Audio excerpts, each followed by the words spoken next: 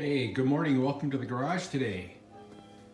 Chilly, cold day out there, so I'm going to be inside doing a few things today. And if you watched part one, what I'm trying to do is fix up this old, well, not old, ancient, but my electric trimmer here, my cordless trimmer that's gone on the fritz because the battery has died on me.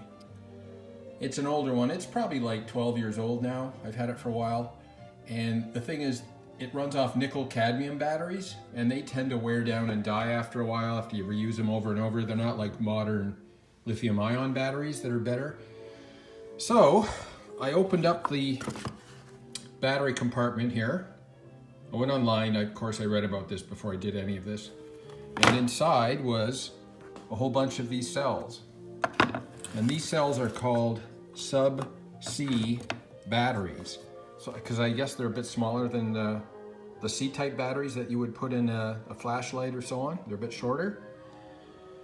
And they're wired up, they're soldered up in a certain order, positive to negative.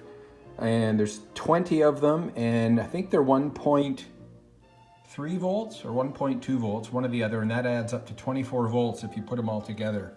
So what I did is, I ordered a whole bunch of I ordered 20 new rechargeable sub-C batteries, and I'm going to be attempting to solder them together in the same order as this, and solder in the little charging thing. And if you could look down here, this is a little wire that heats up and tells you tells the charger when the batteries are charged enough, and then it shuts down.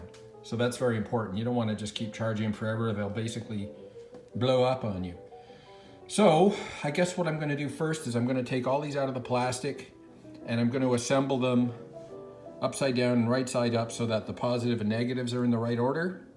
Then maybe I'll temporarily hot glue them together just to make sure that they stay in a bunch, and then I can get to work soldering. And hopefully by the end of this project, the trimmer will be fixed. And you know, I don't like to chuck stuff out, and it's actually cheaper to fix things than it is to buy a whole new unit. So I looked at buying a new one. It was 85 bucks to buy a brand new one. I got all the batteries for about 50. And I actually like this unit. I think it's built better than the older ones. So I'm gonna get to work, and I'll show you what's going on in a couple of minutes. Okay, well, there we go. It took me a while, but I feel like the orientation of all the batteries is the same. So from there to there. And unfortunately, I do not have the right kind of solder. All I've got is some plumbing solder. It just doesn't work. So I'm gonna have to see if the electronics store is open today and run over and get some solder and solder up all these connections here. And then I'm gonna have to flip it over and solder the same ones on the bottom, and then we'll give it a test run and see if it works. And yes, the batteries are very powerful because I burned my fingers when I created the short circuit. So they're good, powerful batteries. They get a lot of amperage in them. Okay, well, I ran to the electronics store and I bought a better soldering iron. This one's got a 60-watt setting on it, so I hope it's going to be strong enough to do this. I got some nice solder here, and I got everything lined up in order here. So all I have to do is start soldering, and I'll let you know how it goes. All right, I got the top fully soldered up.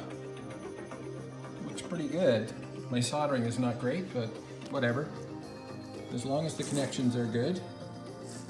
And pretty impressed with this soldering iron. You put it on high and it really will melt through the solder quickly. So I'm just gonna flip her over now, take a look at the bottom and see if we can solder that up. All right, my bottom soldering is done. Not very pretty looking, but hopefully it's all in the right order. I did get a couple of shorts while I was soldering. That's just because I was touching stuff I shouldn't be. So that's done. Top's done, all soldered. Now we just have to reassemble it in the plastic case. And the exciting part, give it a whirl, see if it actually works. All right, we're ready to assemble here. Got this insulation paper on there. I think everything's in the right order. I just got to stick the cap on and screw it down, and we'll see if it works. All right, here we go. Let's give it a whirl. It's hard to do this one-handed.